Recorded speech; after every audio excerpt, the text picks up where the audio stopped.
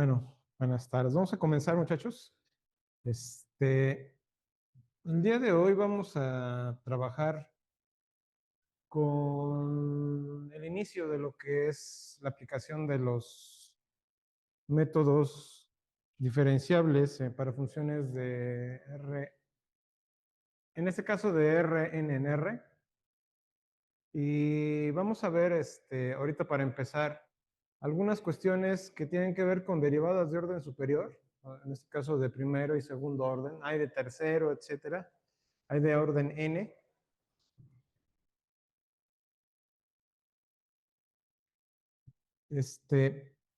Y hay obviamente consideraciones aquí que tomar en cuenta porque las derivadas que hemos estado trabajando en cálculo 1, que eran las derivadas de orden superior para funciones de R en R, pues si bien funcionan, pues es solamente un caso particular de estos conceptos, ¿no? En este caso vamos a ver qué pasa cuando tenemos derivadas parciales de primer orden. Y en segundo caso, vamos a ver cuando tenemos derivadas parciales de segundo orden. En este punto tenemos una cuestión sui generis porque si derivamos con respecto a una variable, por ejemplo, tenemos funciones de R2 en R, y si derivamos con respecto, por ejemplo, de X, y calculamos una segunda derivada, normalmente estamos acostumbrados a hacerlo con respecto de X otra vez, ¿sí? Pero si tenemos dos variables, también tenemos que derivar de forma parcial la segunda derivada con respecto de Y. Pero ¿qué pasa cuando tenemos la segunda derivada con respecto de X y con respecto de Y? ¿O qué pasa cuando tenemos la segunda derivada con respecto de Y respecto de X? Entonces, esto nada más es una pequeña introducción y esto se extrapola porque, por ejemplo, si tenemos un orden 3, o sea, que tengamos la cuestión de poder derivar una tercera vez, entonces tenemos la derivada parcial y supongamos que tenemos una función de R3 en R, en este caso, tendríamos la derivada parcial con respecto de X, que sería la primera derivada, la derivada parcial con respecto de Y, que sería la segunda derivada, y la derivada parcial con respecto de Z. Entonces, estas implicaciones son sumamente importantes para la clase de hoy. No nos vamos a ahogar en el tema, es muy profundo, es muy vasto. Pero sí vamos a ver un teorema que se le conoce como el teorema de Schwarz-Claren o Clairaut. Y ahí, en ese teorema, se demuestra que las derivadas parciales de segundo orden mixtas, así se les llama, es decir, regreso al mismo punto, derivadas parciales para funciones de R2 en R. Si tenemos la derivada parcial con respecto de X y la derivada parcial con respecto de Y, y del otro lado tenemos la derivada parcial con respecto de Y y con respecto de X, van a ser equivalentes. ¿Sí? Eso lo vamos a ver en su momento. Esto ya lo estuve preparando. Por ahí creo que puse 2 ejercicios al respecto, ¿sí? Porque traigo varios ejercicios. Entonces, en el siguiente caso, ya una vez que pasemos esto de las parciales, entonces vamos a adentrarnos en lo que es el teorema de Taylor. Vamos a repasar un poco este teorema de Taylor o ¿cómo se le llama? Desarrollo de Taylor, ¿sí? Lo debíamos haber visto en cálculo 2, pero lo dejamos pendiente por los conflictos que se presentaron al final del curso, ¿no? Entonces lo voy a ver aquí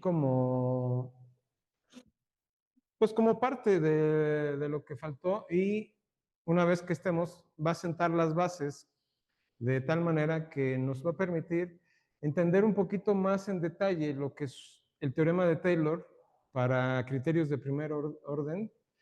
En el segundo, el teorema de Taylor para los temas de segundo orden, ¿no? En este contexto tenemos dos tipos de resto o de, ¿cómo se le llaman? Error, o también se le conoce como residuo. O sea, cualquiera de los tres nombres es exactamente lo mismo. Si lo buscan en internet, pueden encontrar residuo y aquí manejamos resto, no importa, es exactamente lo mismo. ¿Sí?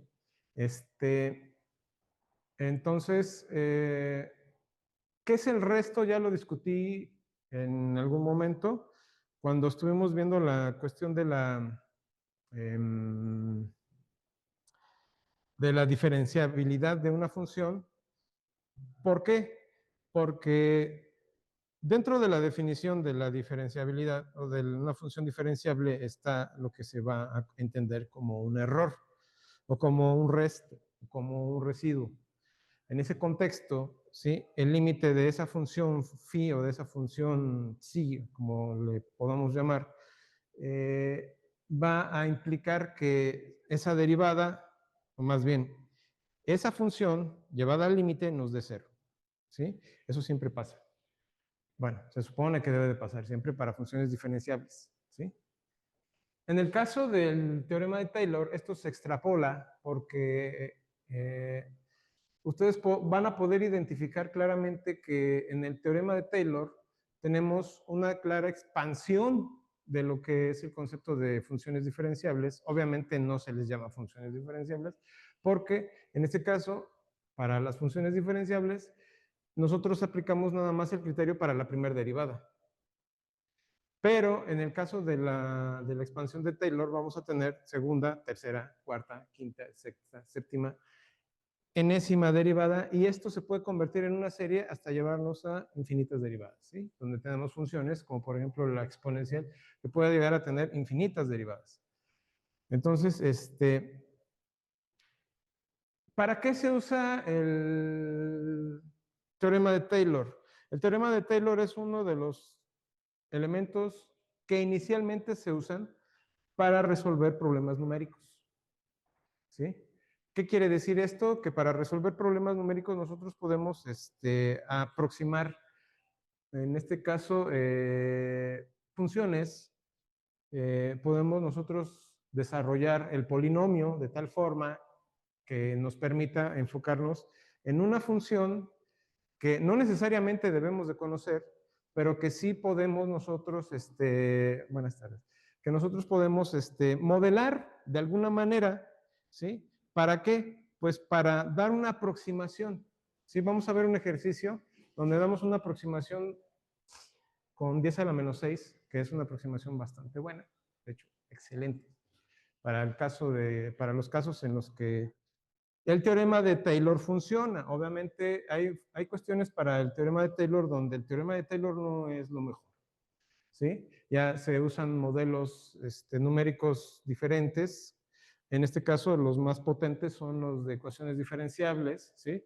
Donde podemos nosotros desarrollar modelos como los de Runge-Kutta de grado 4 o de grado 6, etcétera. Y algunas cuestiones más avanzadas del modelo de modelos para ecuaciones diferenciales que dan aproximaciones excelentes, incluso todavía que sobrepasan 10 a la menos 6. Pero bueno, esas ya son cuestiones de otro curso. Aquí lo que vamos a concentrarnos ahorita es en este asunto de los teoremas de Taylor. Vamos a ver dos cuestiones, el teorema de Lagrange, perdón, vamos a ver el resto residuo de Lagrange y en uno vamos a ver el resto de Peano o el residuo de Peano. También lo vamos a ver con respecto a las cuestiones del teorema de Taylor de segundo orden. ¿Sí? Entonces, es bastante extenso el tema, todo lo que es el teorema de Taylor. Se puede expandir todavía más y nos podemos concentrar en la parte de los errores, porque es la parte importante. ¿Por qué a veces consideramos que calcular un desarrollo de Taylor sin tomar en cuenta el error es un error, valga la redundancia, ¿no? ¿Por qué? Porque lo que queremos saber es cuánto es el error que marca nuestro cálculo. Nuestro error, si entre más chico sea, mejor es nuestra aproximación. Entonces, ¿qué ¿Qué tipo de error? Pues depende del tipo de modelo que estemos usando. Entonces, en ese contexto, pues ahorita vamos a ver qué pasa con el teorema de Taylor. Se supone que es, el teorema de Taylor lo que hace es modelar funciones, ¿sí? O sea, aproximar funciones y las aproximaciones que hace son, dependiendo de la distancia que haya entre el modelo que nosotros demos y la función original, será nuestro, ¿cómo se llama? Nuestra aproximación. También hay cuestiones donde tenemos que tener en cuenta donde el teorema de Taylor o los modelos de Taylor se aproximan nada más en una franja, porque la modelación de los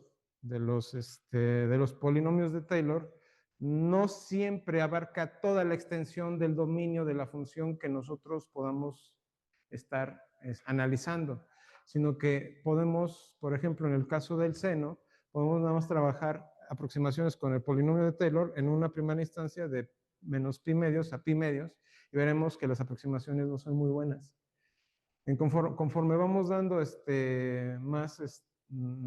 más derivadas, pues el enfoque va a cambiar. Ahora, en cuanto a la modelación con los modelos representados por el teorema de Taylor, van a ser sumamente cuestionables en algún punto porque no todas las funciones son diferenciables. ¿Sí? Entonces, ¿cuál es el punto flaco de los modelos con el teorema de Taylor? La parte diferenciable. ¿Sí? ¿Por qué es la parte flaca? Porque no todas las funciones son funciones diferenciables y no son funciones continuas en esencia. La mayoría de las funciones no son continuas. De hecho, si las pusiéramos en una balanza, se llevan de calle las funciones discretas a las continuas, ¿no? Entonces, es por eso que los modelos numéricos son altamente utilizados en todos los ámbitos donde se tenga que desarrollar alguna cuestión matemática para hacer cálculos. Entonces, pues, uno de los modelos iniciales que tenemos es el de Taylor.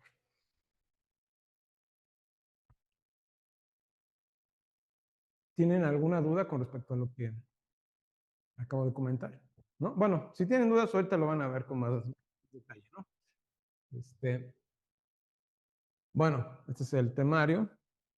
Tengo la carátula, pero la carátula no la cambié. Uso normalmente el esquema de la clase anterior y lo reciclo. Entonces, obviamente borro todo lo anterior y lo vuelvo a armar, pero se me olvida quitar ¿cómo se llama? Se me olvida quitar los cabezales. Pero bueno, ahí están. Esta es la primera definición que vamos a ver ahorita, ¿no? Es la definición formal de derivada parcial, o sea, esta no tiene mayor dificultad, ¿sí?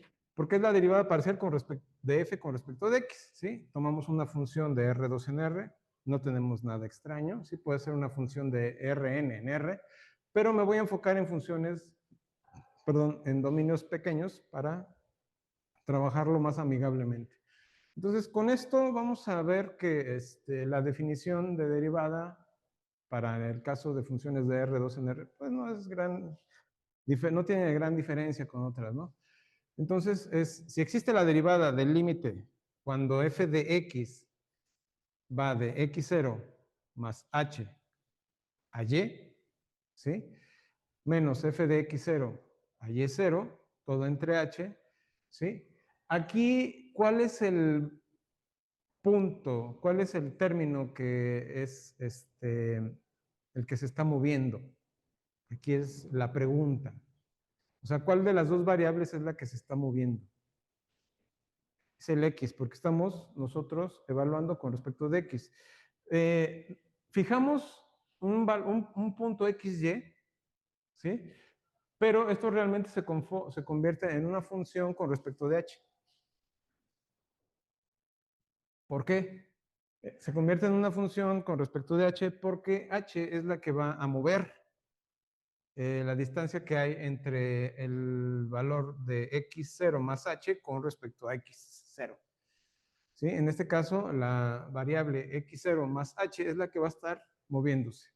Entonces, en ese contexto, si nosotros evaluamos con respecto de... Los valores de h tienen que ser muy pequeños. O sea, tienen que ser ínfimamente pequeños. O sea, ¿qué es lo que quiero decir? Nosotros vamos a definir en este caso, un disco, ¿sí? De radio muy pequeño y todo lo que encontremos ahí debe de estar convergiendo, ¿no? Al punto, en este caso, a x0. En ese contexto, pues esta es la derivada parcial con respecto de x, de f con respecto de x en un punto x0, ¿no? y0. ¿Qué pasa con respecto a la derivada parcial con respecto de y? Pues está la otra definición. Lo único que va a pasar aquí es que ahora vamos a mover al valor de y. Estamos fijando x0, o sea, tomamos x0, lo fijamos y el valor de y es el que se va a estar moviendo. Cuando nosotros le demos valores a h, ese valor de y0 va a estar oscilando, ¿no? Bueno, más bien debe de estarse acercándose, aproximándose. Conforme nosotros nos aproximemos a 0 con respecto a dh, nosotros tenemos que encontrar una aproximación semejante con respecto de y. Entonces, esto es para cuando la derivada parcial con respecto de f, la derivada parcial de f con respecto de y existe, ¿sí? Igual en el mismo punto, x0, y0. En este caso creo que no hay duda. Bueno, ¿qué va a pasar cuando nosotros queramos definir una segunda derivada parcial? Bueno, lo que va a pasar es esto, ¿sí? Las segundas derivadas tienen que tener en consideración que si tenemos una función que es diferenciable, en primera instancia, tenemos que darnos cuenta de que esa misma función, en este caso, esta de aquí, es ahora diferenciable. Si es diferenciable, entonces, ¿qué es lo que va a pasar? Tenemos que aplicar exactamente la misma idea, ¿sí? Porque ahora esta es nuestra función. Ahora esa es la función que vamos a utilizar para calcular una segunda derivada. Pero la segunda derivada la hacemos como si estuviéramos tomando a f, ¿sí? Es exactamente, si se dan cuenta, la misma definición. Esta es la función, ¿sí? Pero con respecto de x. Entonces, pues aquí lo que nos generaría sería una segunda derivada, ¿sí? De f con respecto de x, ¿sí? La forma en la cual nosotros vamos a desglosar esto, pues es en términos de los límites. ¿Por qué? Porque vamos a tener que, dada esta definición, ¿sí? Tenemos ya claramente una derivada a partir de una función original que es una función f, ¿no? En ese contexto, ¿cómo se ve? Se ve a través de lo que vamos a llamar como límites iterados. ¿Sí? ¿Cómo límites iterados? Pues los límites iterados lo que van a hacer es, pues, en primer lugar, para este tipo de funciones que tienen segunda derivada o que son de orden 2, ¿sí? Es que vamos a calcular el límite, ¿sí? Primero con respecto de h y luego con respecto de k, ¿sí? Y si tenemos una tercera derivada será con respecto de j y así sucesivamente, ¿sí? Entonces, primero, la primera derivada se va a mover con respecto de h y la segunda derivada se va a mover con respecto de k, ¿sí? Pero si se dan cuenta, está afectando en el segundo término a este nada más. ¿Por qué? Porque está afectando a este caso. ¿Sí? La primera derivada, o sea, lo que estamos viendo en el primer límite, o sea, en este que está aquí, ¿sí? Es lo que está acá. Entonces, es ese desarrollo, ¿no? Que tenemos, dado que tenemos la primera derivada con respecto de h, Bueno, aquí más bien sería con respecto de... a ver, déjame ver. No, sí, con respecto de K es la primera derivada y la segunda, bueno, aquí es al revés. La primera derivada lo hacemos con respecto de K, la segunda derivada con respecto de H. ¿Sí? ¿Por qué? Me estoy dando cuenta por esto, simplemente. ¿Sí? ¿Por qué? Porque en la primera derivada tenemos simplemente ahorita nada más aplicándolo con respecto a x0 y y0, pues aquí ya, en la primera derivada ya debimos haber aplicado la primera definición del teorema de la, bueno, de la definición para la derivada parcial con respecto de x. Entonces, este sería el primer caso. En el segundo caso, ya estamos aplicándolo con respecto de h, ¿sí? Y también va a afectar a este. Entonces, teniendo esto en cuenta, ahora, ¿qué es lo que va a pasar?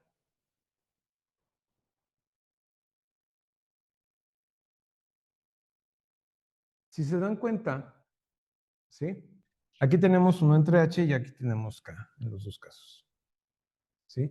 Entonces vamos a tener un límite que va a afectar con h y otro que va a afectar con k. Bueno, esta es la extensión de la segunda derivada. Imagínense ahora desarrollarlo, pero para una tercera derivada. Esto se vuelve una, bueno, se hace más extensivo, ¿no? Y tendríamos límites iterados de tercer orden, o sea, tenemos un límite, un segundo límite y un tercer límite. O sea, tendríamos que calcular el límite para, en este caso es para h y k, en el segundo caso sería hkj, entonces ahí ya depende de la cantidad de derivadas parciales que estemos calculando. ¿Alguna duda aquí? ¿No? Bueno, tenemos algo análogo, ¿sí?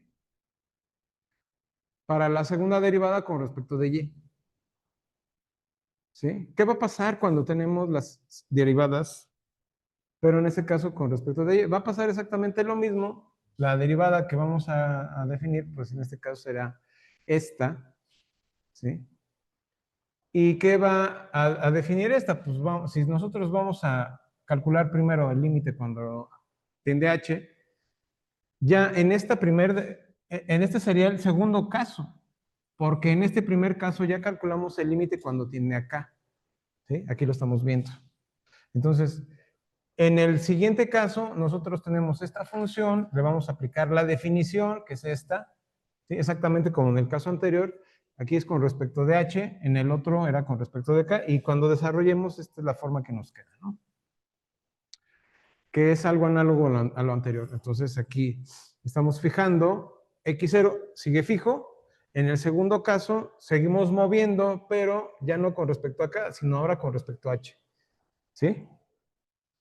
Entonces aquí hay que tener cuidado porque tenemos derivadas parciales de orden superior para los valores de y y para los valores de x. Entonces, si fijamos x, puede ser, en este caso, mover y. En el primer caso lo vamos a hacer con respecto de k, en el segundo caso, o sea, para la segunda derivada con respecto de h. Entonces, aquí hay que tener en mente que en la segunda derivada vamos a mover estos términos, ¿no? Bien. Aquí no pierdan el objetivo, ¿sí? Porque la segunda derivada fija una de las variables y la siguiente la sigue moviendo. ¿Qué es lo que a partir de aquí ustedes pueden deducir cuando ya no vamos a derivar? Por ejemplo, ya tenemos la primera derivada con respecto de x, o sea, la primera derivada parcial con respecto de x, pero ahora tenemos que derivar con respecto de y. ¿Qué es lo que está ocurriendo ahí?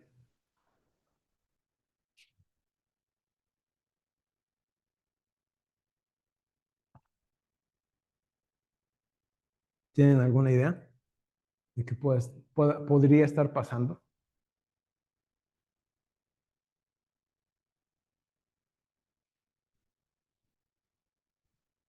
Bueno, vamos a verlo. Las derivadas parciales mixtas, ¿sí? Capturan la tasa de cambio en una dirección cuando nos movemos y luego cuando nos movemos en la otra, ¿sí? O sea, ¿qué es lo que está pasando? Primero vamos caminando hacia un lado y luego de repente vamos hacia el otro. Geométricamente eso es lo que está pasando, ¿sí? Entonces, porque recuerden que las derivadas parciales son casos particulares de las derivadas direccionales. Ya lo vimos, ¿sí? Entonces, imagínense calcular derivadas direccionales de orden superior. Se pone más heavy todavía, ¿sí? Por eso es que reducimos todo esto a derivadas parciales. Entonces, si estamos caminando en una dirección sobre el eje de las X, en el segundo caso vamos a girar y vamos a movernos sobre el eje de las Y. ¿Sí? Eso es lo que pasa. Esta es la parte de las ecuaciones que se pueden deducir. Pasa exactamente lo mismo que en los casos anteriores, nada más que aquí se extiende un poco más el aspecto de las derivadas, ¿sí? Porque tenemos lo siguiente. En el primer caso tenemos la derivada parcial de f con respecto de y, ¿sí? ¿Qué pasa con la primera derivada de f con respecto de y cuando estamos en x0 y y0? Pues no pasa nada, simplemente que la tomamos ya como función. Si esta función tiene segunda derivada, pues se puede derivar con respecto de y, ya vimos si se puede, pero también se puede derivar con respecto de x. ¿Sí? Entonces, ¿qué es lo que pasa aquí? En el primer caso de la primera derivada con respecto de y, o sea, de f con respecto de y, nosotros habíamos fijado a la x, ¿sí? Y estábamos moviendo a la y con respecto de h, ¿sí? ¿Y qué es lo que pasa ahora? Ahora, pues, paramos en y, ¿sí? Y ahora vamos a fijar a y nos vamos a mover en x, ¿sí? Es por eso que yo les decía, primero nos movemos en una dirección con respecto al eje de las X, y luego de repente nos frenamos, paramos en un punto, giramos y nos vamos a mover ahora con respecto de las Y. Y el punto fijo ahora va a ser, en este caso, con respecto de las X, perdón, con respecto de las Y. ¿Sí? ¿Por qué? Porque la que va a variar aquí va a ser la de las Y. Entonces, tomamos nuestra función, esta, ¿sí? La derivamos con respecto de x, ¿sí? Y aplicamos toda la definición, ¿no? En este caso, ¿qué es lo que tendríamos? Pues tendríamos exactamente lo mismo que en el caso anterior, ¿sí? En un primer término tenemos de y con respecto de k, ¿sí? Y en un segundo término tenemos de x con respecto de h, ¿sí? Acá pues nada más se va a ver qué pasa cuando tenemos y con respecto de k, ¿sí? La última equivalencia corresponde a lo que ya se entiende como límites iterados, ¿sí? Entonces, ¿cómo calcular los límites iterados? Pues ahí depende. A veces conviene más calcular uno primero y luego el otro, ¿sí? En este caso, pues, depende de la función, ¿sí? Entonces, en ese contexto, si ustedes se dan cuenta, el límite iterado que tenemos aquí, ¿sí? Surge de este primer límite que tenemos acá, ¿sí? Ya haciendo las combinaciones, nos da la tercera equivalencia, o la segunda equivalencia, que es esta. Como podrán ver, pues esta sería la parcial doble mixta, con respecto de x y con respecto de y. Esto se puede extrapolar si tenemos tercera derivada, ¿sí? Y podríamos tener si tenemos una tercera derivada, podríamos tener la derivada parcial triple de x, lo voy a decir así, al cuadrado, por la derivada parcial con respecto de y. O sea, la segunda derivada con respecto de y, con respecto de x, y la derivada con respecto de y. O sea, tenemos esas combinaciones también, ¿sí? Entonces, bueno, entonces estas cuestiones se pueden ir todavía más allá de lo que estamos viendo con esto, ¿no? Esta es la derivada parcial de x en un inicio y luego con respecto de y. ¿Sí? En este contexto tenemos la derivada parcial de y con respecto de x. Es exactamente análogo a lo anterior. Aquí en un primer momento estábamos,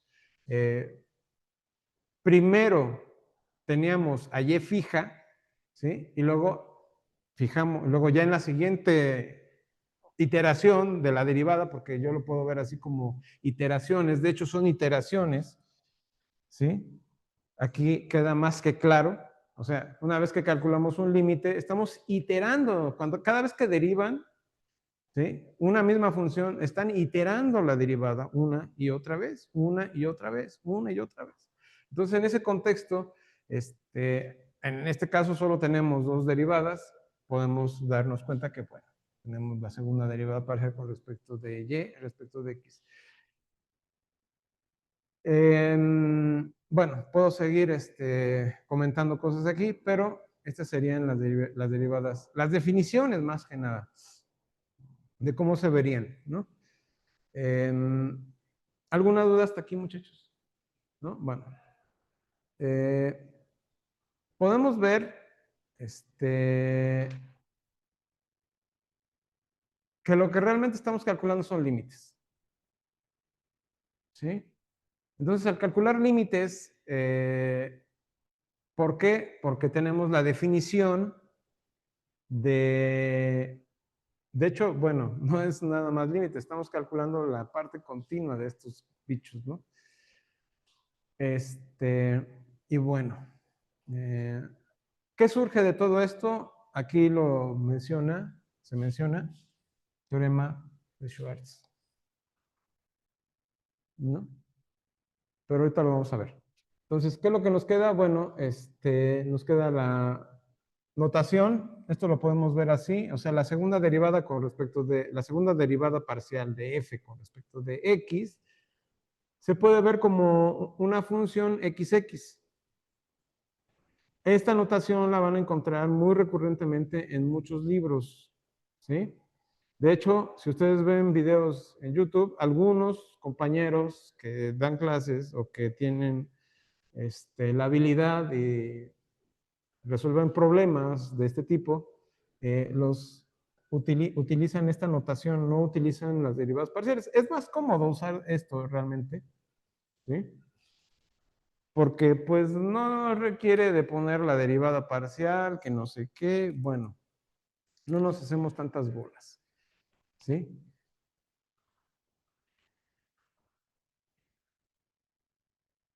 Entonces, esto solamente es notación. En algunos textos, como en el Marsden, van a encontrar esta notación. Perdón, se me fue el agua del agua. Pero bueno, depende del libro que agarren para estudiar, o depende de los videos que agarren, o depende de qué le sugieran a las inteligencias artificiales, que ahorita ya hay un montón, pero no, tengan cuidado porque aquí las inteligencias artificiales se echan, están fallando en ya cuando están haciendo cálculos muy pesados, se desechan, dejan de trabajar y algo pasa, o sea, yo creo que les duele la cabeza, no sé qué pasa con eso. Para cálculos muy fuertes de ecuaciones de este tipo, si llegan a dar un resultado hay que verificarlo. O sea, todo lo que les dé la inteligencia artificial, verifíquenlo primero, antes de ponerlo en alguna parte. Bien, este es el teorema de Schwartz. Claro, claro. Claramente en francés, pero aquí no. Bueno, es que no sé cómo se pronunciaría. Clairon o Clairot.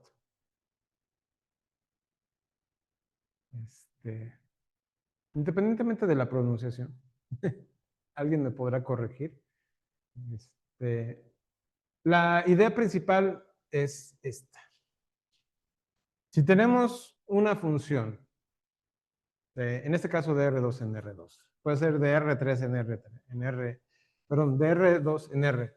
Y si tenemos una función de R3 o de Rn, etcétera, ¿sí? La cuestión siempre va a ser análoga. ¿Sí? Tomamos un punto, A, B, en un abierto, ¿sí?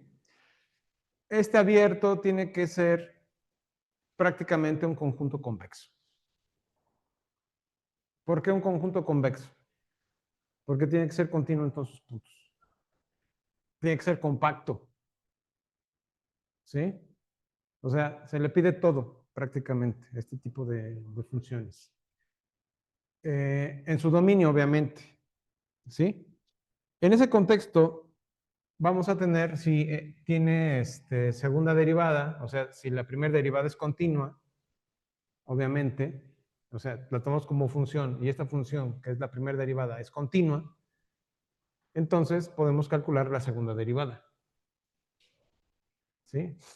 Entonces, lo podemos hacer con respecto de x y con respecto de y, pero también lo podemos hacer con respecto a las derivadas mixtas, como ya lo vimos. ¿Sí? ¿Y eso qué va a implicar? Pues implica que lo que nos está diciendo el teorema es que las derivadas parciales mixtas son equivalentes. Es decir, si tenemos la derivada parcial, la segunda derivada parcial de y con respecto de y con respecto de x, eso tiene que ser equivalente a la segunda derivada parcial con respecto de x con respecto de y, para la misma función f. ¿Sí? Entonces, aquí esto nos resuelve un problema. ¿Por qué? Porque no tengo que calcular todas las derivadas parciales. Si esto es cierto, ¿sí?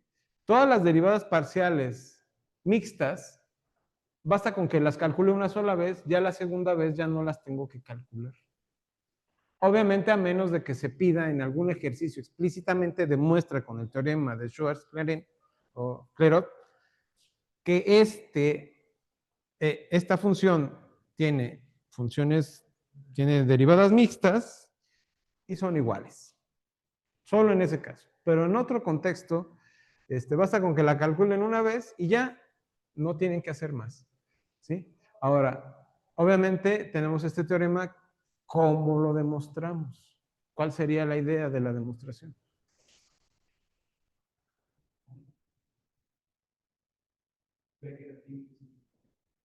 Ver que los límites sí son equivalentes, exactamente. O sea, tomar lo que vimos en las definiciones y aplicarlo, ¿no? Entonces, obviamente, pues comparemos, como lo acabas de decir, comparemos dos expresiones para la misma cantidad. En este caso, vamos a definir esto, ¿sí? Que sería, representa la segunda diferencia, ¿sí? De f en un rectángulo. ¿Cómo en un rectángulo? Ahorita lo vamos a ver. Esto se representa más bien en un plano, ¿sí? Y lo que nos va a dar son puntos de esta forma. ¿Por qué? Porque primero nos va a dar los puntos XH y YH, luego, ya lo vamos a ver ahorita, aquí está, ¿sí? O sea, vamos a trabajar con el punto, bueno, no el punto específico X, sino estos puntos, que sería el primero. Este sería otro punto, este es otro punto y este es el punto de partida, ¿no? O sea, partimos del punto A, B o del punto X, Y, ¿sí? Y a partir de ahí nos vamos al siguiente, ¿sí? Que es y luego nos vamos al el que sigue, sumando un H. Luego sumamos un K, ¿sí? O sea, pero se lo sumamos a B. Y luego de ahí nos regresamos, ¿sí? Pero ya con H y K. Entonces, aquí va a variar dependiendo de lo que estemos trabajando, ¿no? Entonces, como podrán darse cuenta, se define un rectángulo que sería ¿sí? Va a variar. El punto de partida es A, B, ¿sí? Y luego tenemos A más H, coma B, ¿sí? Luego para arriba tenemos el A, B más K, ¿sí? Y ya al final tenemos el A, perdón, A más H, B más K. ¿Sí? Ese sería el rectángulo que está haciendo referencia. ¿Sí? O sea, la diferencia habla en términos de lo que mide la distancia entre uno y otro de los segmentos que tenemos ahí, ¿no? Del rectángulo. Entonces, las derivadas mixtas involucran diferencias, ¿sí? De diferencias. Entonces, construir este rectángulo, estas diferencias, ¿sí? Captura exactamente esta estructura. Entonces, esta de aquí. ¿Sí? Entonces, ya, este sería el modelo que vamos a usar. De hecho, es el modelo que usan en el Marsden para la demostración. ¿Sí? Nada más que aquí la vamos a extender un poco más.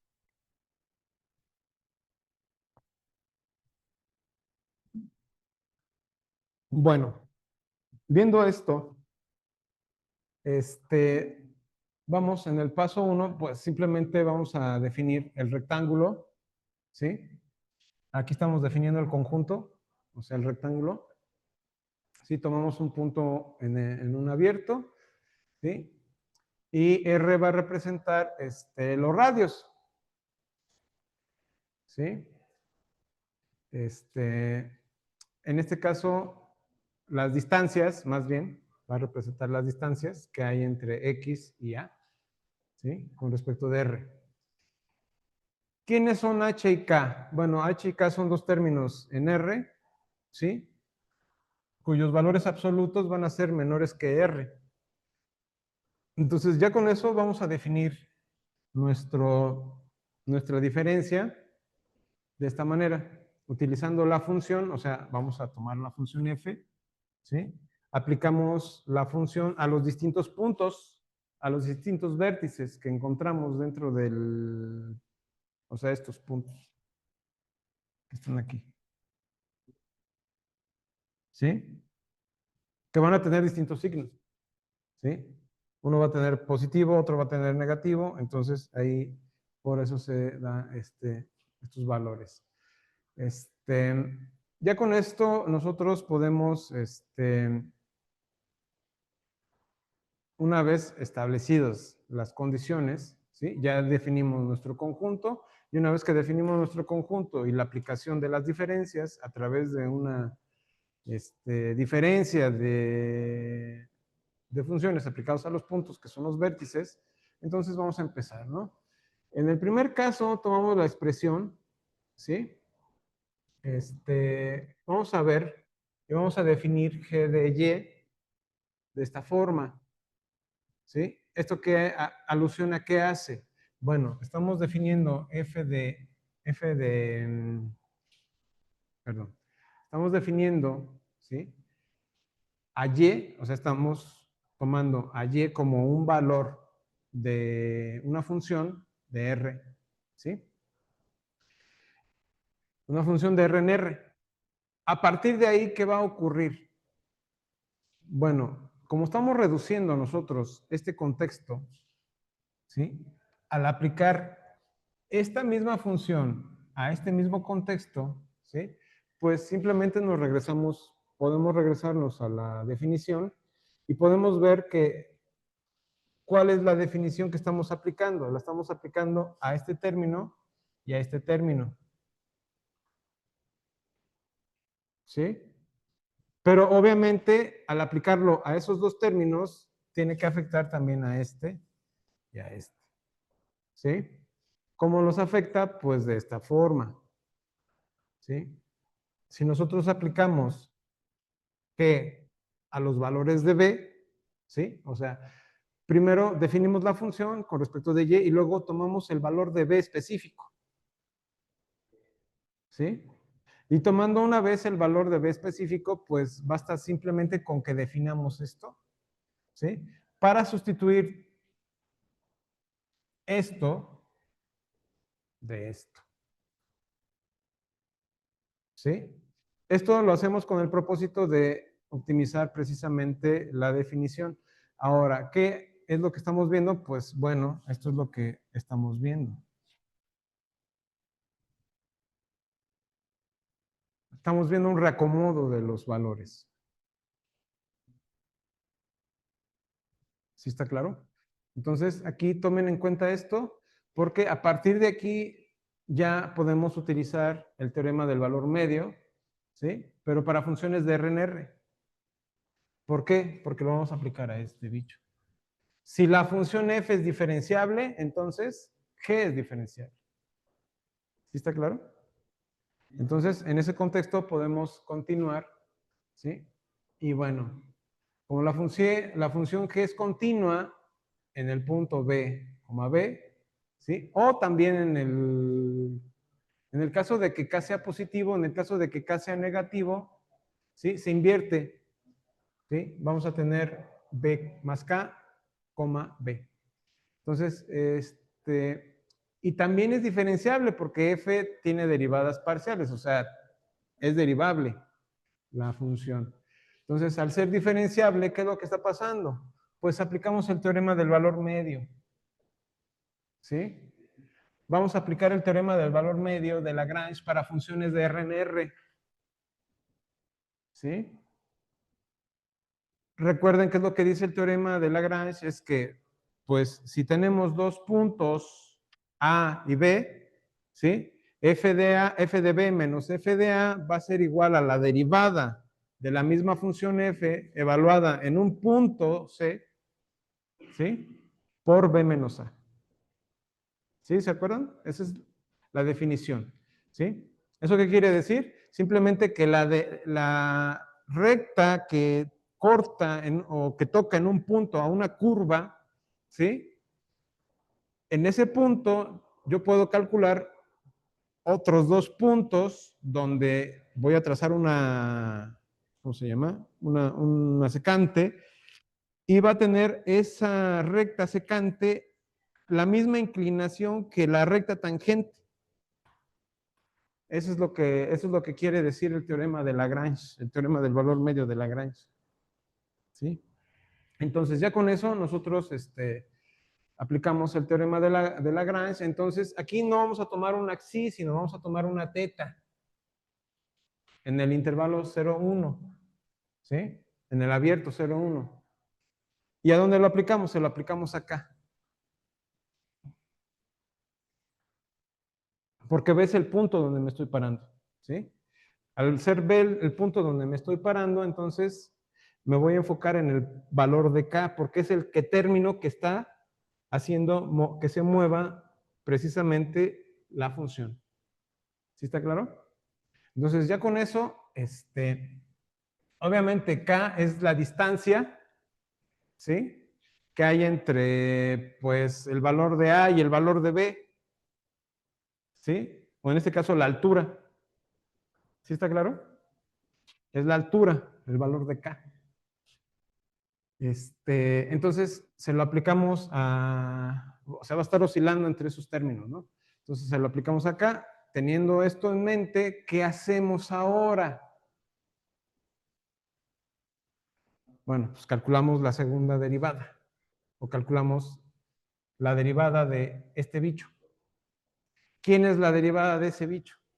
Como está definida en términos de las derivadas, en términos de una función que va de R2 en R, pues tenemos que calcular las derivadas parciales. ¿Sí?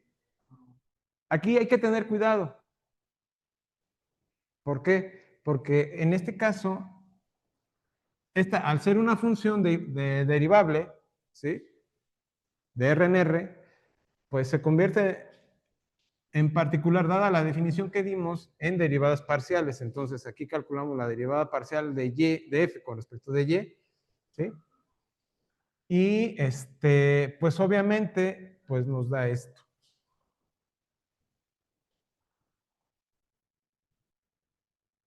¿Sí? Una vez que aplicamos esta derivada, que tenemos ahora que hacer?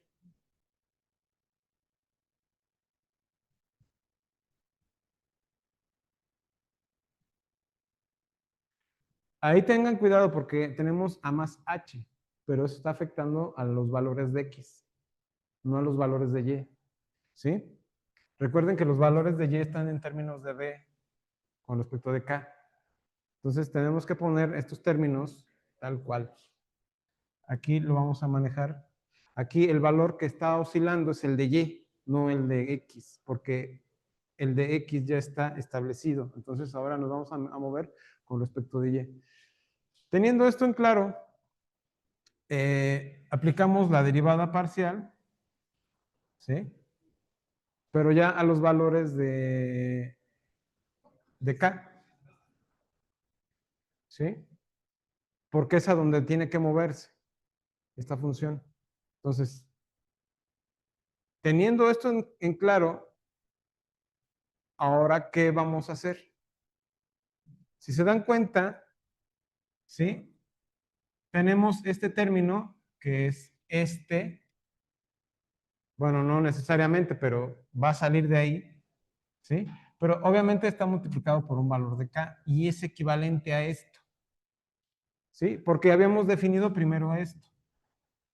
Entonces, estamos reduciendo esto a esta cuestión, ¿sí? O sea, ¿qué es lo que está pasando? Estamos tomando la definición de esto, que era una suma de 4 términos, o que era una diferencia de 4 términos, a una diferencia de un término por un producto. ¿Sí? En este caso, pues vamos a dejarlo de momento aquí, ¿sí? Porque después vamos a hacer las siguientes, vamos a hacer otras cosas con esto. ¿Alguna duda hasta aquí? Bueno, segunda aplicación del teorema del valor medio, ¿sí? Ahora, ya que definimos esto, o sea, a mí me interesa esta parte, ¿sí? Ahora vamos a aplicar la derivada, pero con respecto de x, ¿sí? ¿Por qué? Porque necesitamos evaluar las parciales con respecto de x, con respecto de y, ¿sí? Entonces, ya lo hicimos, suponemos que esta función tiene segunda derivada,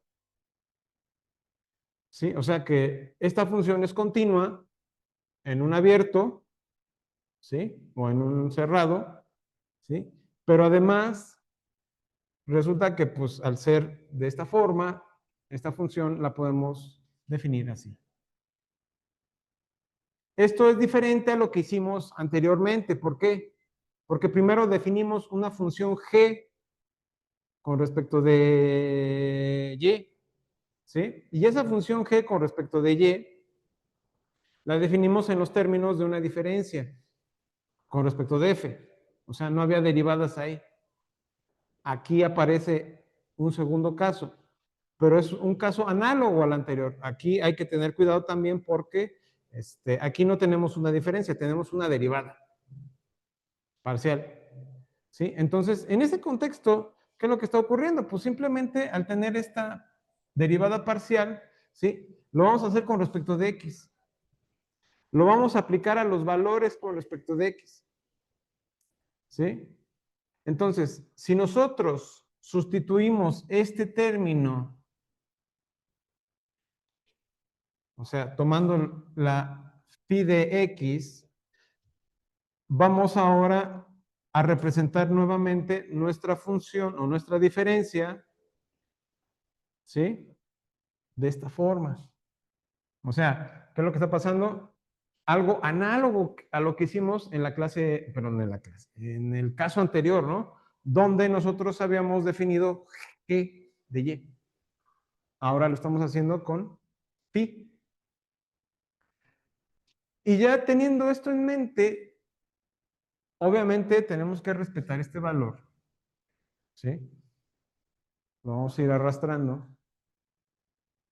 Y a partir de ahí vamos a hacer.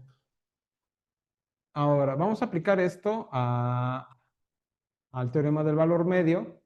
O sea, tenemos este término en particular, ¿sí? Tenemos esa diferencia y vamos a aplicar el teorema del valor medio nuevamente, ¿sí?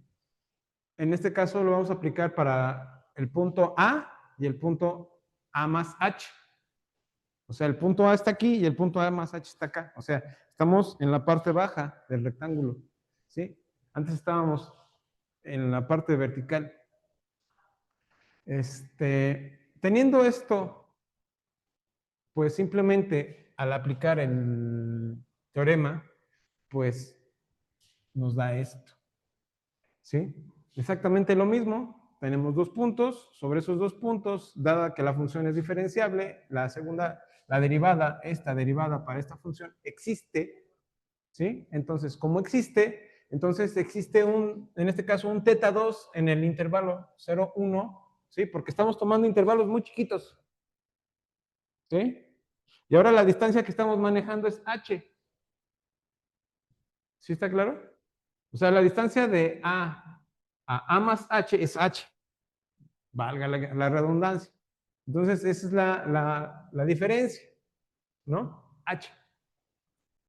¿Qué es lo que está ocurriendo? Pues simplemente que tenemos este bicho de aquí, la derivada de este bicho, ¿quién es? Bueno, pues es este de acá.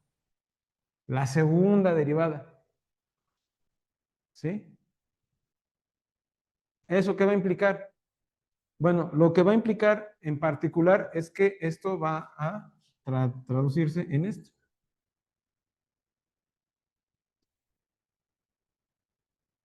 ¿Sí? Ya que tenemos esto, ¿sí está claro hasta aquí el argumento?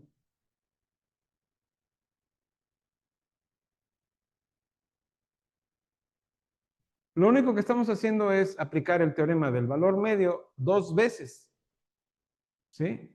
Utilizamos esta propiedad y definimos bajo estas circunstancias el contexto de esta función, en este caso phi, en el otro caso fue g, ¿sí? Y con esto ya podemos nosotros dar un primer resultado, ¿sí? Ya que dimos este primer resultado, ahora tenemos que hacer lo mismo, pero al revés. O sea, de forma análoga tenemos ahora que tomar primero con respecto de x y luego con respecto de y. ¿Qué es lo que va a pasar? Primero vamos a definir los valores de x, vamos a tomar la misma diferencia, ¿sí? Y tenemos que llegar exactamente al mismo resultado. Vamos a verlo. Repito, ¿alguna duda hasta aquí? Ok. Entonces, en el paso 4, pues es exactamente lo mismo. O sea, se pueden dar cuenta, en este caso vamos a tomar ahora una función phi, definimos nuestra diferencia a partir de los valores con respecto de x, ¿sí? ¿Quiénes son los puntos que están fijos? Bueno, pues es el punto BK, el B punto B más K y el punto B, ¿sí? O los valores de B y B más K.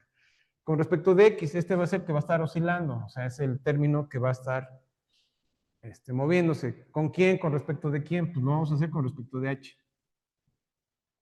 ¿Sí? Entonces, ¿qué es lo que pasa? Pues simplemente aplicamos lo mismo que hicimos en la versión anterior y obtenemos análogamente esto. ¿Sí? Entonces, si se dan cuenta, no es la gran ciencia. Estamos aplicando cosas de cálculo 1, ¿sí? O sea, parecería que es una cuestión de cálculo avanzado. Sí es cálculo avanzado, pero en este caso no es más, o sea, no es la gran cosa, ¿no? Bien, aplicamos el teorema del valor medio. La primera vez vamos a tener un θ 3, ¿sí? Ese valor de θ, ¿sí? Lo vamos a aplicar a quién? pues a este término. ¿Sí? ¿Por qué? Porque el valor de A es fijo, el valor de H es el que se está oscilando. ¿Sí? Entonces lo aplicamos a los valores de H, eso va a afectar precisamente a esta función. H es la distancia, recordando. Entonces, ya con esto, ¿qué es lo que nos va a dar? Pues nos va a dar precisamente que vamos a revisar la primera derivada de psi. Esta primera derivada, pues son derivadas parciales, así de simple, igual en caso análogo, ¿sí? Al anterior. Y ya con esto, pues simplemente hacemos lo mismo que hicimos en la versión anterior, sustituir estos términos, ¿sí? ¿Por qué? Porque habíamos visto que este término lo podíamos definir de esta forma. Entonces, al definirlo de esta forma, pues simplemente aquí vamos a tener, ¿sí? La diferencia de HK igual a esto, ¿sí? Y pues obviamente esto es lo que nos queda. Obviamente definiendo con la derivada, que sería esta.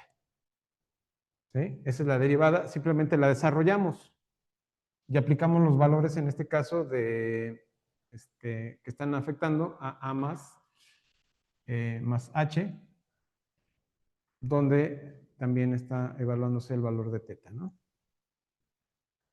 Y ya con esto obtenemos, tenemos esto, tenemos nuestra primer función, ¿sí? Tomamos esta primer función, que es nuestra derivada parcial con respecto de f, con respecto de x. Es una función que resulta ser que es continua, y al ser continua, entonces es diferenciable, o sea, tiene segunda derivada, o sea, tiene derivada también. Entonces, vamos a definir una última función, ¿sí? Una función que va a estar en términos de y, la otra estaba en términos de x, ¿sí? Entonces, ¿a quién se la aplicamos? Igual como lo hicimos en el caso anterior, a la derivada parcial con respecto de f, ¿sí? Ahora, ¿qué estamos haciendo? Aquí estamos fijando los valores de x, ¿sí? Los estamos anclando, ¿en dónde? Pues los estamos anclando aquí, en a más teta 3 por h.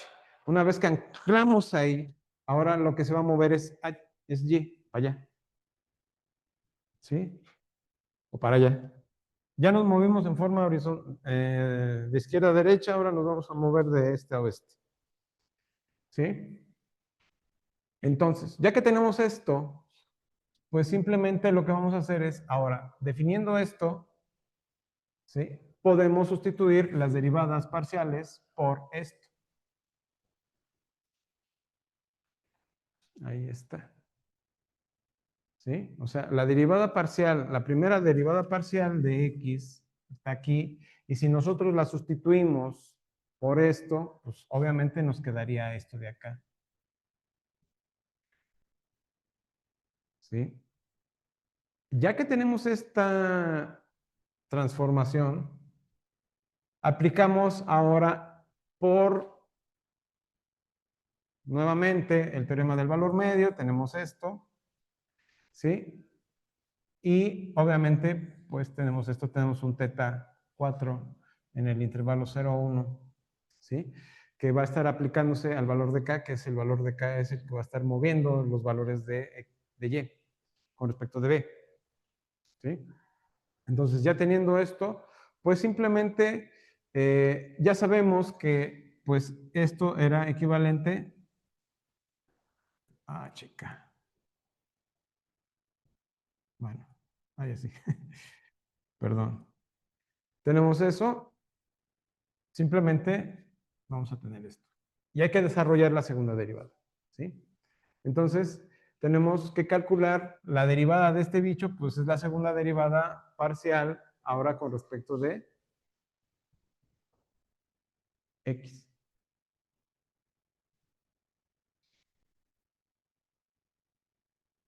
¿Sí? Entonces, perdón, era con respecto de y. En este caso, ay, ya me regresé. En este caso, lo que nos va a dar es precisamente esto. Pero si tomamos esto y lo comparamos con lo anterior, ¿qué vamos a tener? Aquí hay un punto en particular que tenemos que tener cuidado. En el primero teníamos teta 1 y teníamos teta 2. Aquí tenemos teta 3 y teta 4. ¿Qué podemos hacer ahí? Ese es el resultado del primer análisis. Del segundo análisis es análogo totalmente. ¿Sí? En ambos casos hemos obtenido exactamente lo mismo. ¿Sí? ¿Cuándo puede pasar esto? O sea, encontramos un equivalente para este, pero anteriormente habíamos encontrado un equivalente para un segundo término, para un primer término, perdón, que era con respecto a teta 1, teta 2. Aquí está el comparativo. Estamos simplemente sustituyendo lo que encontramos. Entonces, esto solamente puede ocurrir cuando ¿qué?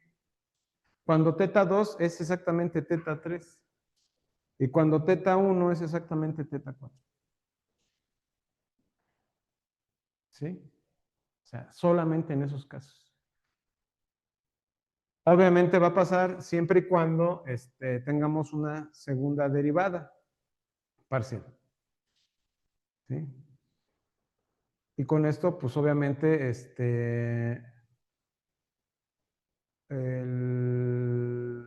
el asunto es, si nosotros evaluamos los límites, cuando HK, o sea, los límites iterados que habíamos definido al principio, vamos a encontrar, obviamente, que estos dos tienden a A, B y tienden a B. Por eso es que son iguales. ¿Sí?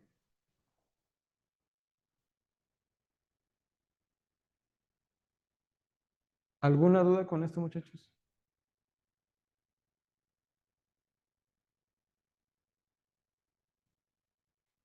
Bueno, entonces, esto era lo que queríamos mostrar. ¿Sí? Debe de quedar asentado que la segunda derivada solo se va a obtener si la primera derivada es continua, o sea, si ya se toma como función y es continua. ¿Sí? De otra manera, no existe la posibilidad. Ahora, también tenemos que tener en cuenta que no necesariamente todas las derivadas, todas las funciones que sean continuas son exactamente diferenciables.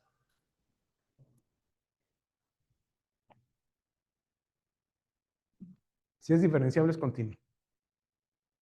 ¿Sí? Bueno, tomando los límites, pues simplemente los aplicamos. Si tenemos exactamente lo mismo, obviamente aquí no. Y ya con esto terminamos, obviamente, la demostración.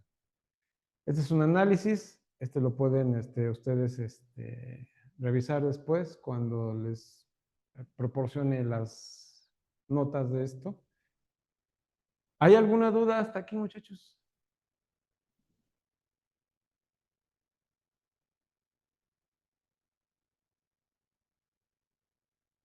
Bueno. Interpretación geométrica, las diferencias de h con respecto de k representan una torsión del rectángulo infinitesimal. Si las derivadas mixtas fueran distintas, los rectángulos no cerrarían correctamente al deformarse. O sea, que se mantiene la topología del rectángulo. Este,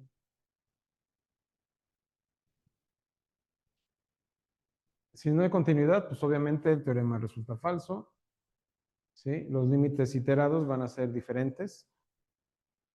Este, y es suficiente que las derivadas mixtas existan en un entorno A, B, que sean continuas las funciones. Esta es una pequeña generalización, o sea, si tenemos, en ese caso,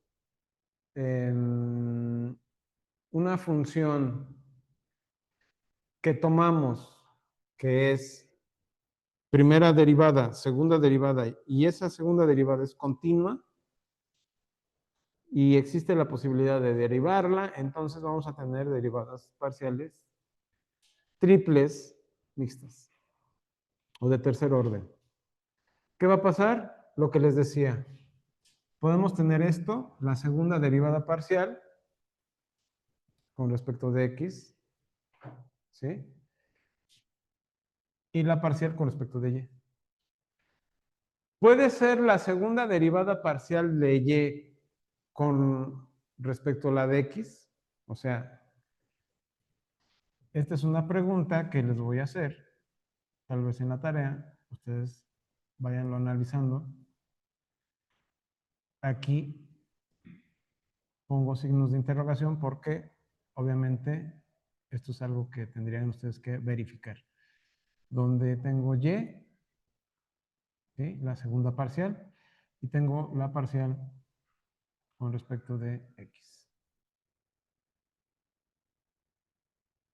Estas se cumplen, ¿sí? En ese contexto. Pero la pregunta es, ¿estas también o no? Bueno, eso es algo que de alguna manera va a venir posteriormente, ¿no?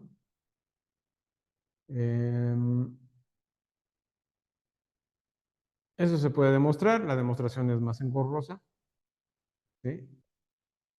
Y bueno,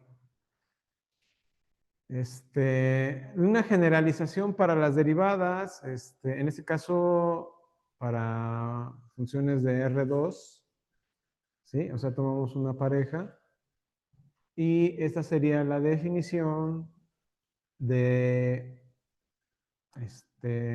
derivada parcial múltiple, ¿sí? En este contexto con respecto a un orden K. ¿Sí? Entonces, aquí se está derivando con respecto, o sea, tomamos los valores de alfa, dependiendo de los valores que tengan con respecto a los valores de y, ¿no? Y de x. En este caso, alfa 1, pues puede ser 3 y alfa 2 puede ser 1. Y así como lo vimos acá, ¿no? Algo parecido. Entonces, ahí va a variar, ¿no? Definición formal, tenemos, esto es para funciones de R2 en R, esto se tiene que extrapolar para funciones de Rn en R, ¿sí?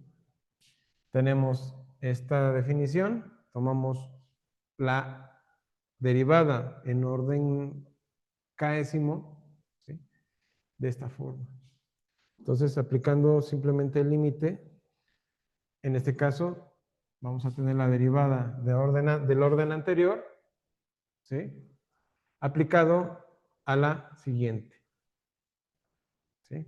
Entonces, aquí nada más es cuestión de ir definiendo los valores. Bueno, aquí me falla un poquito el índice, ¿sí? Pero es alfa 2 y aquí es alfa 1, ¿sí? Bueno,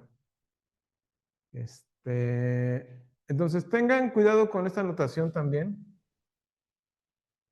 porque esta también aparece en los textos, ¿sí? Entonces, las terceras derivadas pueden aparecer así conforme, según la notación que hemos estado manejando.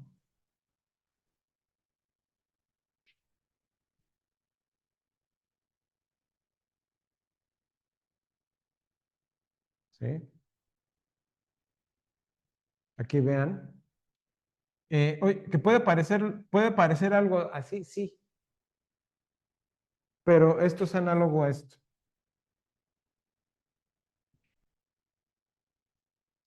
¿Sí?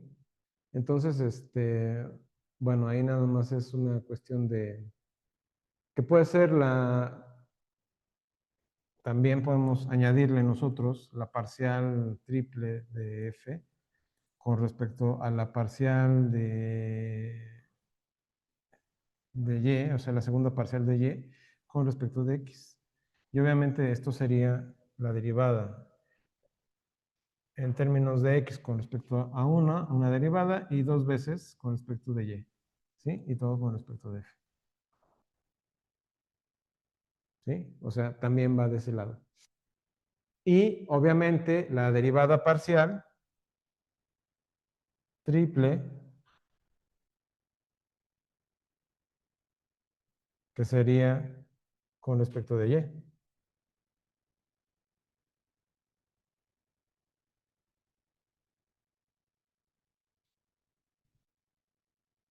Sí, o sea, se deriva tres veces, pero a y. Ahí. Entonces, eso se las añado yo porque pues no están ahí. Estas, no. Bueno, nada más como análogo.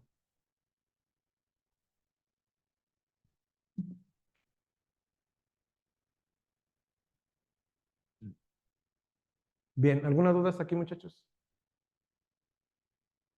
Bien, funciones de clase CK, que es la definición de una función de clase CK.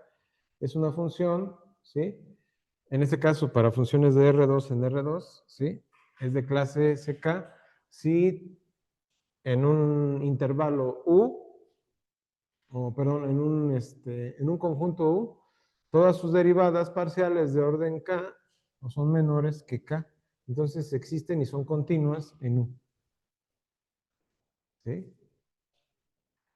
Ya la última derivada con respecto, o sea, la última parcial, o sea, la parcial késima de f con respecto, supongamos en este caso de x, ya no necesariamente tiene que ser continua, ¿sí? Pero bueno, normalmente se puede seguir evaluando. Definición de clase C infinito, esto es cuando obviamente f es infinitamente diferenciable, ¿sí? O sea, tenemos una función f que pertenece a las funciones de CK, pero obviamente esto se extrapola cuando K pertenece en este caso a los naturales. ¿Sí? Un ejemplo.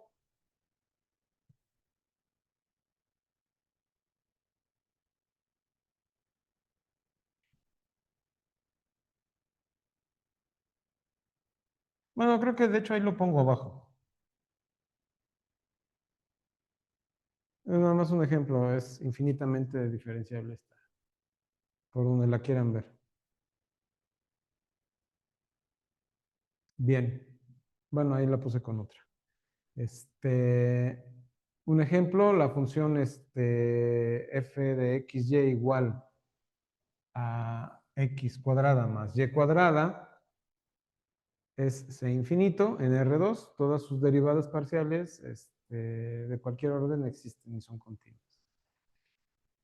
Entonces, si los quiero torturar, les pongo un jacobiano de este tipo, de 4×4, y que calculen la tercera derivada de todas estas, ¿no?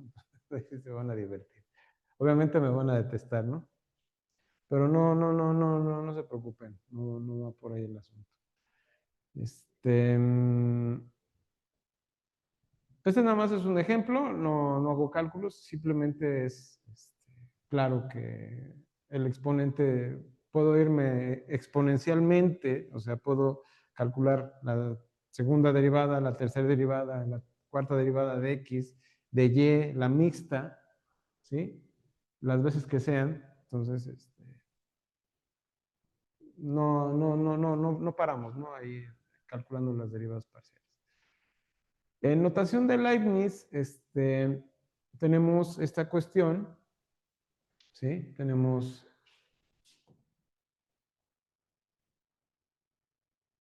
estas y estas, ¿sí?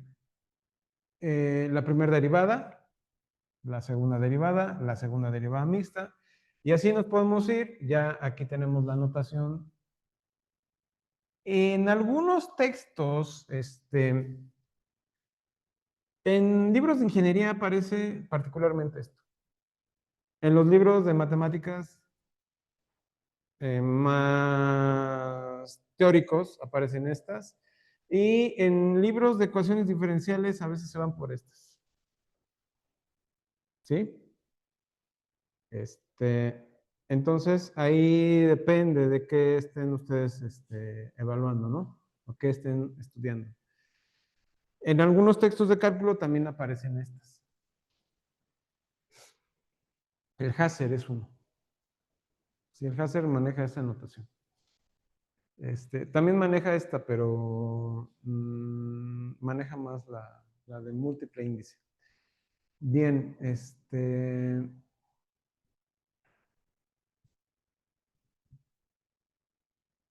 bueno, una nota, ahí ya la pueden leer ustedes. ¿Sí? Para funciones CK, todas las notaciones en la misma fila son equivalentes. ¿Sí? Bueno, vamos a ver un ejemplo. En este caso vamos a calcular, el objetivo es calcular las derivadas parciales de primer orden y segundo orden y verificar la simetría de las mixtas. ¿Sí? ¿Cómo lo hacemos? Bueno, pues simplemente pues, tenemos que calcular las derivadas parciales. En este caso, calculamos, es una función de R3 en R. ¿Sí? Es una función de R3 en R, entonces hay que calcular las derivadas parciales mixtas con respecto de X, con respecto de Y y con respecto de Z. Entonces, vimos el ejemplo con funciones de R2 en R, pero obviamente esto se extrapola, ¿no? Entonces, la primera derivada parcial con respecto de X, en el primer caso, pues no tenemos mayor dificultad, tenemos esto y tenemos esto, ¿no? Porque tenemos dentro del coseno tenemos las variables X, Y. En el segundo caso, no vamos a tener tampoco dificultades porque vamos a derivar con respecto de Y. ¿Sí? En el tercer caso, vamos a derivar simplemente con respecto de Z. ¿Sí? O sea, las derivadas no son tan complicadas, ¿sí? Y el término que aparece a la derecha en las otras dos derivadas no aparece en este caso porque no tiene variable Z. Entonces, la variable se vuelve, bueno, ahí la derivada parcial con respecto de Z se vuelve 0. ¿Sí? Entonces, en el segundo caso, ¿sí? Vamos a calcular las segundas derivadas parciales con respecto de X, con respecto de Y y con respecto de Z nuevamente, ¿sí? En el primer caso, tenemos todavía con respecto de X. En el siguiente caso, ya la Y se muere, ¿sí? Y vamos a tener valores con respecto del seno. Porque teníamos el coseno, ¿sí? Entonces, en la segunda derivada con respecto de z, pues simplemente 0. ¿Sí? Sustituyendo los términos, tenemos que tomar en cuenta las derivadas parciales mixtas. La primera derivada parcial, por ejemplo, aquí con respecto de y, era esta. ¿Sí? Y la segunda derivada parcial, en el otro caso con respecto de x, era esta. Si observamos, las derivadas parciales son exactamente equivalentes. ¿Sí? ¿Qué va a pasar con las otras derivadas parciales con respecto de x y de z? ¿Sí? Aquí lo podemos ver. ¿Sí? En teoría se supone que las derivadas parciales con respecto de x tienen que darme esto. Y las derivadas parciales con respecto de y me tienen que dar esto. Y ahí podemos ver claramente que no son lo mismo. O sea, estas no son iguales.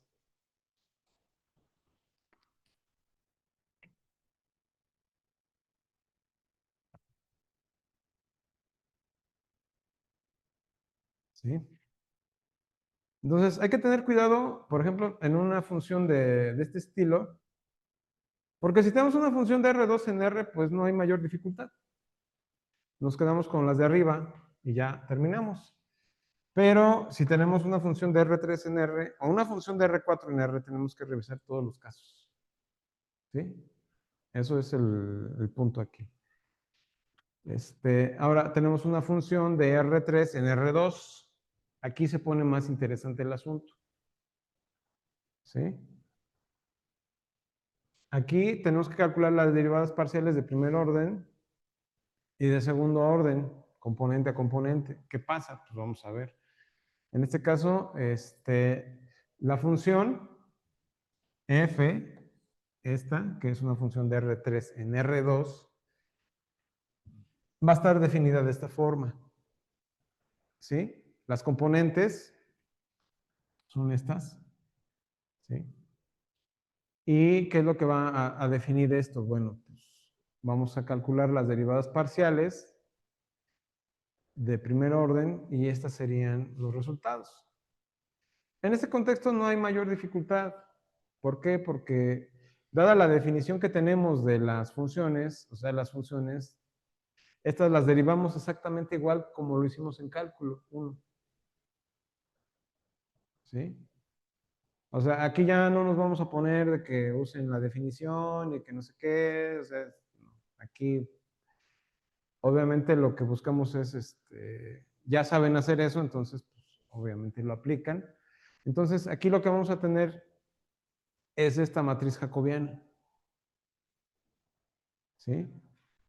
Que en el primer caso, en la fila 1, ¿sí? Va a estar con respecto a la primer componente y en la fila 2 va a estar con respecto a la función 2, o sea, la segunda componente. ¿Sí? Y cada una de las derivadas es con respecto a X, con respecto a Y y con respecto a Z. Entonces tenemos que evaluar los tres casos. ¿Sí? Para F1, ¿sí? En este caso, la función F1, que tenemos X cuadrada más Y, perdón, X más Y cuadrada más E a la Z, ¿sí? Si queremos calcular la primera derivada con respecto de X y la primera derivada con respecto de, y la segunda derivada con respecto de Y y la inversa, nos va a dar este resultado. Pueden checarlo. De hecho, ahí se ve, ¿no? Ahí se ve porque en este caso, pues tengo Z, pues queda nada más X y Y del otro lado, ¿no? En el segundo caso, pues la primera derivada, eso es lo que me da, porque con respecto de Z, pues sí tengo el término en este caso. En el segundo caso, pues ya no, ¿por qué? Porque me da 0. Porque no tengo X. En el siguiente caso, pues es análogo, entonces me da lo mismo, ¿no? Y así me puedo ir con toda bueno, con la segunda función, ¿sí? Revisando los casos de la primera derivada, de la segunda derivada, ¿sí? Y bueno, esto pues obviamente se va a extrapolar para funciones de R en R, ¿sí? Esto es obviamente, si tenemos una función de clase C2, ¿sí? Y para funciones de Rn en Rm, ¿sí? Las propiedades se aplican a componente a componente. Porque en este caso tenemos las funciones, las componentes jésimas, ¿sí? Son funciones, bueno, que van de Rn en R. Entonces, lo que puedo yo definir para las funciones de Rn en R, lo puedo aplicar, pero para las componentes de las funciones que van de Rn en Rm. ¿Sí?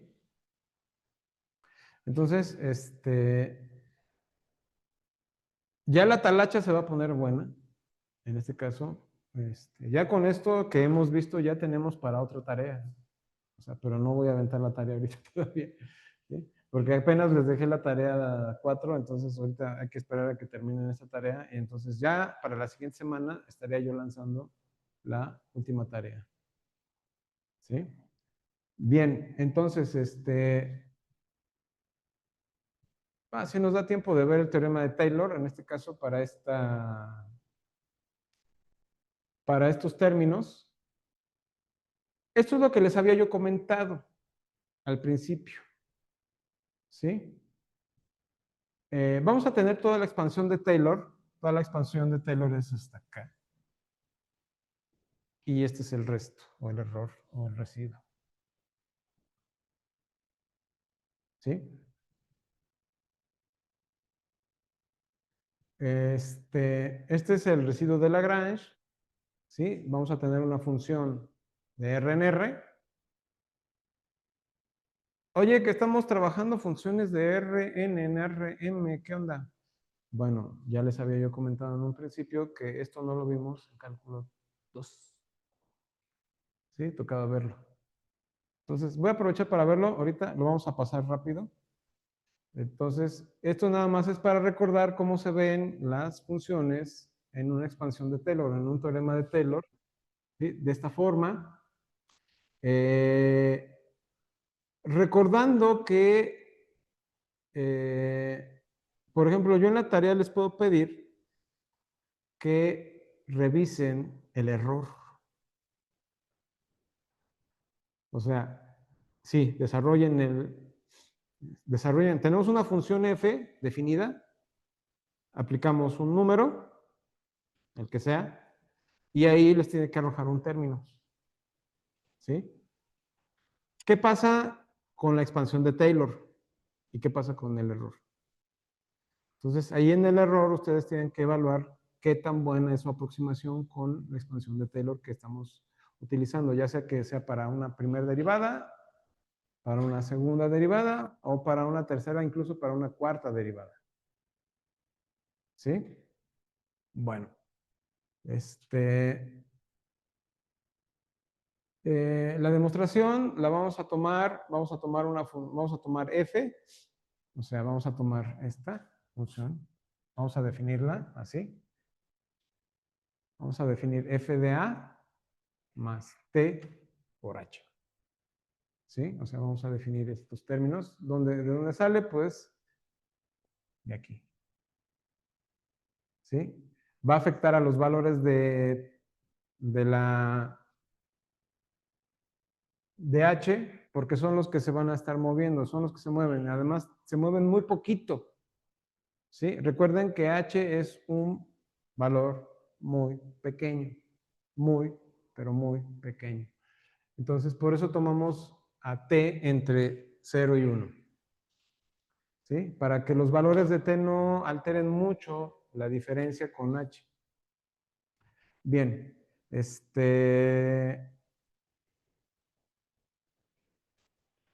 vamos a calcular las derivadas con respecto a, bueno, la primera derivada, la segunda y la j-décimas derivadas. Aquí ya podemos usar todo lo que conocemos de cálculo 1. Aquí no hay restricciones porque ya todo se debe de dar por visto. ¿Sí? Entonces, aquí nada más calculamos la primera derivada, la segunda derivada, la tercera derivada. Vayan viendo que se va incrementando el valor de h exponencialmente. ¿Sí? ¿Por qué se va incrementando el valor de h? Porque pues nosotros estamos calculando en la primera derivada y estamos multiplicando los valores de h. ¿Sí? Y en ese contexto, cuando calculamos un nuevo valor, la que va a sobrevivir va a ser esta, porque estamos aplicando regla de la cadena. ¿Sí? Entonces siempre va a vivir un h y ese h se va a multiplicar al anterior. Ese h me va a dar los valores que necesito para las siguientes. Entonces acá en la j-décima obtengo esto. ¿Sí? Esto es para una función f con de clase c k más 1. ¿Sí? pero aquí lo estamos haciendo, obviamente, para estos términos. ¿Alguna duda hasta aquí? Nada más estamos evaluando, estamos calculando las derivadas. Estas derivadas las vamos a aplicar entonces en los siguientes términos, ¿no? Ahora, vamos a aplicar el teorema del valor medio generalizado. Vamos a tomar, obviamente, el de Gauss. ¿Cuál era? El de Cauchy. ¿Sí? Tomamos nuestra función f y definimos otra función g. ¿Sí? Esta función g obviamente, definida así, cuando yo calcule la primera derivada, me va a dar esto. ¿Sí? ¿Para qué? Bueno, para sustituirla aquí. La vamos a tomar y la vamos a sustituir aquí.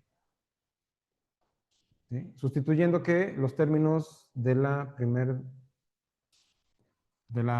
késima derivada con respecto de θ. ¿Sí? Entonces, aplicando el teorema del valor medio, va a existir esta θ, ¿sí? Y podemos sustituirla en la extensión de Cauchy. ¿Sí? Esto se puede ver en las aplicaciones de cálculo 1, ¿sí? Después de esto siguen las reglas del L'Hopital. Se utiliza bueno, una de las técnicas para demostrar las reglas del L'Hopital es usando esto. ¿Sí? Entonces, ¿y quién es P de K? P de K es polinomio de Taylor de grado K. ¿Sí? Entonces, tenemos nuestra función f aplicado a 1, tenemos g aplicado en 1 y en 0, ¿sí? Y eso tiene que ser equivalente a estos dos bichos, ¿sí? Teniendo esto, pues vamos a ver los valores como están dados. F de 1 va a ser f de a más t, f de 0 es f de a, g en 1 es 0 y g en 0 es 1. ¿Sí? Así está definido. En 0 es 1, ¿sí? Y en 1 es 0. Ya con eso podemos sustituir los valores. Obviamente también tenemos que ver las derivadas de ambos términos, o sea, en sus expansiones, o en la késima derivada más 1, ¿sí? ¿Y para qué? Para aplicar estos términos sustituyéndolos en lo anterior. ¿Esto qué? ¿A dónde me lleva? Pues simplemente me lleva a que, obviamente, si tengo P de K, donde la extensión de Taylor es esta, ¿sí? En T igual a 1, tengo esto, ¿sí? Y en T igual a 0, acá, ¿sí? Por eso aparece así. Entonces, simplemente nada más estamos sustituyendo términos, en este caso, ¿sí? Recuerden esto, ¿sí? Aquí nos faltaba P evaluado en K, que lo estamos haciendo acá. ¿Cuál vamos a usar? Pues obviamente este. ¿Sí?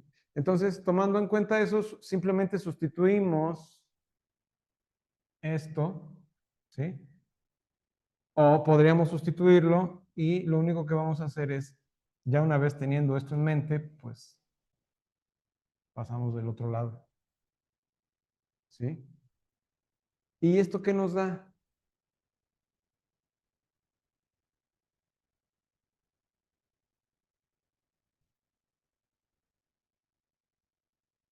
Aquí, como podrán ver, ¿sí?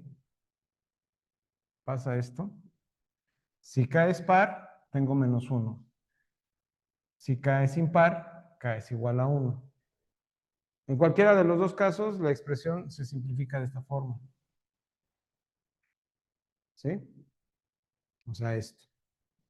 Entonces, teniendo esto en mente, tomamos estos valores y aplicamos simplemente un despeje, pasamos el polinomio de Taylor para el otro lado y lo que nos queda es esto.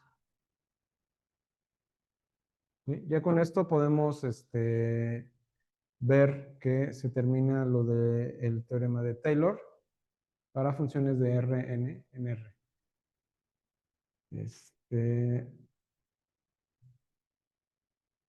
Está muy pesada la clase, ya no quiere funcionar esto. A ver. El residuo, ¿sí? En estos casos puede ser representado de esta forma también. Esta es otra representación del residuo, ¿sí? En el caso de funciones continuas, en el caso de Cauchy, ¿sí? Esto también se puede checar.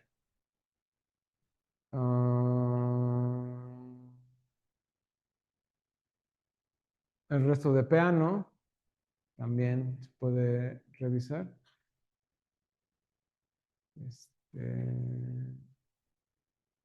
Aquí se hace si es de orden 0, bueno, la aproximación es simplemente esta. Sabiendo que h es muy pequeña, pues la aproximación entre a y h es mínima, ¿no? En el caso de orden 1, pues tenemos esto, ¿sí? La aproximación va a depender también de la recta tangente. ¿Sí? Aquí es una aproximación, no se toma en cuenta el resto, si se dan cuenta. ¿Sí? Porque los restos son muy pequeños. Entonces, nada más es una aproximación. ¿Sí? Bueno, el error R1 o el resto, ¿sí? En el caso de R1, ¿sí? El de orden 2, tendríamos esto, es una aproximación cuadrática, ¿sí? Es una parábola osculatriz. Me ha costado trabajo pronunciarla. Y obviamente con la expansión tenemos esto nada más.